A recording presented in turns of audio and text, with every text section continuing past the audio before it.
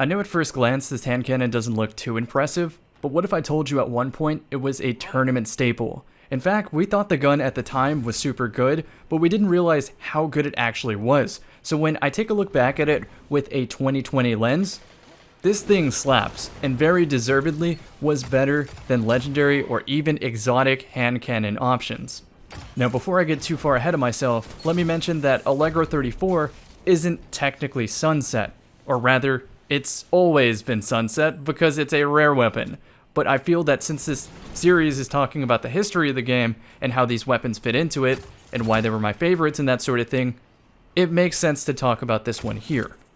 So overall, this isn't the first time in Destiny that a rare weapon has been better than a legendary. After all, in Destiny 1, there was a very infamous perk called Luck in the Chamber, and certain rare and even common weapons had a lower magazine. So a smaller magazine plus Luck in the Chamber meant you could 2-tap opponents much more frequently. What set apart Destiny 2 rare weapons was that they weren't just fringe case better, they were all around better. Some were just more accessible, and that's what made them great. The first content creators to stumble upon this was Cool Guy and Fallout Plays, which, by the way, I do a podcast with these two, also Mercules904 and Drewski, where we talk about the Destiny sandbox. And if you're watching a video about some old blue hand cannon, just listen to me gush about what made it so cool, then you'd probably appreciate all the topics we cover on the Firing Range podcast. So check out the description below and you'll find the latest episode. Anyway, Cool Guy suggested the Sondok C rare submachine gun. This one punched way out of its weight class in terms of range and even rivaled some auto rifles. The thing is though, the Antiope D was the legendary variant of the Sondok C.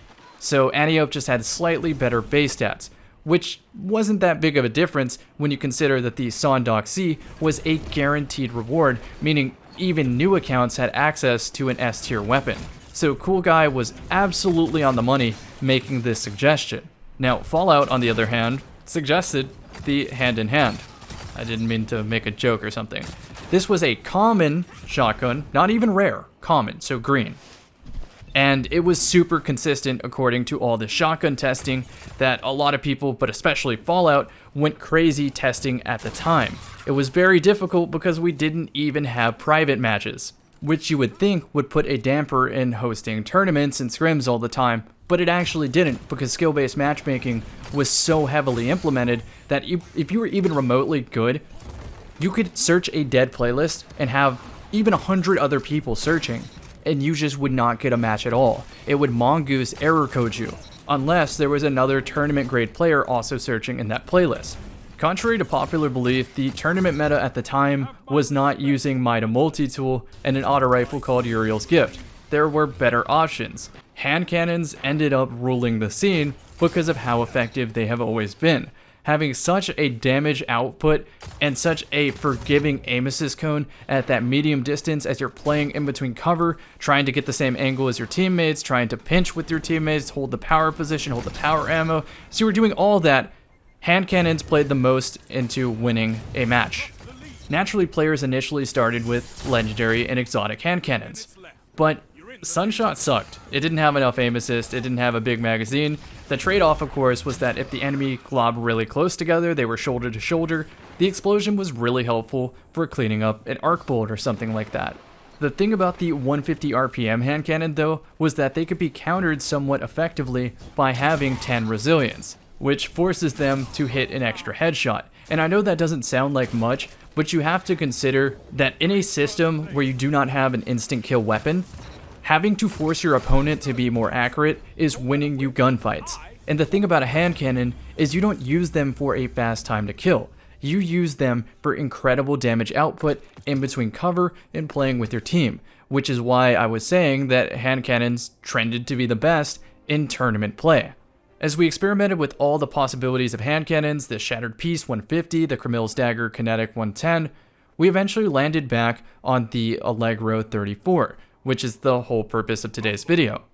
The Allegro ended up being the most consistent hand cannon of the bunch because of opening shot and ricochet rounds and overall decent base stats.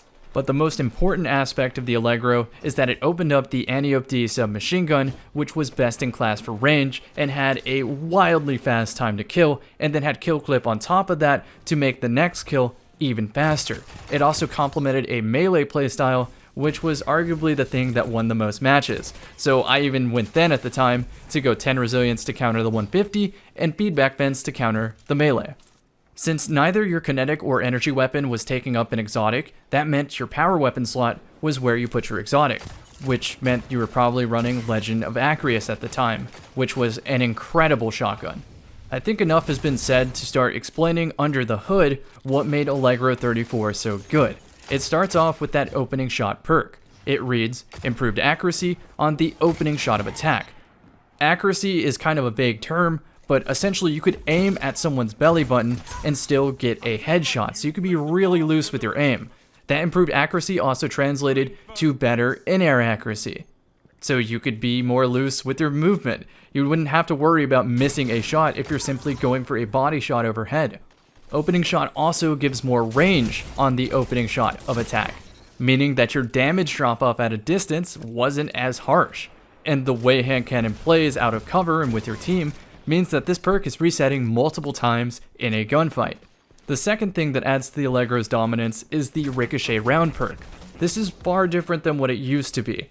Back then, ricochet rounds added a hidden zoom factor, which effectively decreased the damage drop-off of a hand cannon, allowing it to hit at a much farther range. This was precisely the reason why anti-OP hit just as far as some auto rifles. Ricochet rounds made that much of a difference.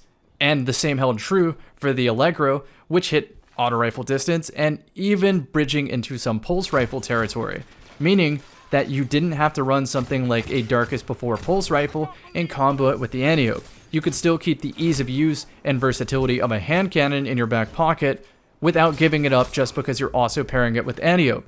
You see, if you run two close quarters weapon, you leave a big gap in the ranges that you can effectively cover. So if you play a close or long range map, you pretty much screwed up your team shot potential. You also had to take into account your team's weapon composition, because running all 150 hand cannons meant that your combined time to kill was lower than mixing a 110 hand cannon with a 140 hand cannon. So although a 140 hitting 2 damage more than a 150 doesn't sound like a lot, it made a tangible difference in team engagements, not to mention the option of using ricochet rounds to hit somebody that was trying to hide behind cover. You could seriously sit there as a team and spam away anti-OP and Allegro and pick up a kill from somebody who thought they were safe. Pretty funny. We're pretty close to all that has to be said about this hand cannon, but fun fact, when the Not Forgotten started coming into play and we were earning that, we needed solar weapon kills on that quest line.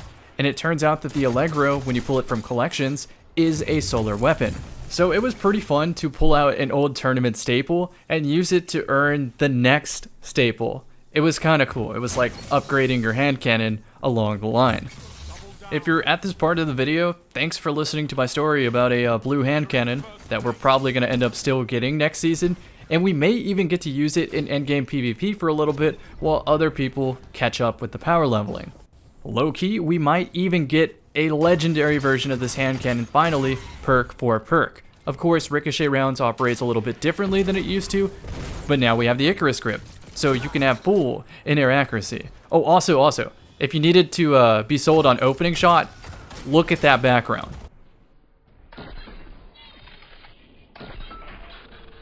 The Allegro 34 may have been a rare weapon that never really got to be used in endgame PvP, but as Destiny moves forward with bigger and better things, I won't forget about it, and I hope you won't either.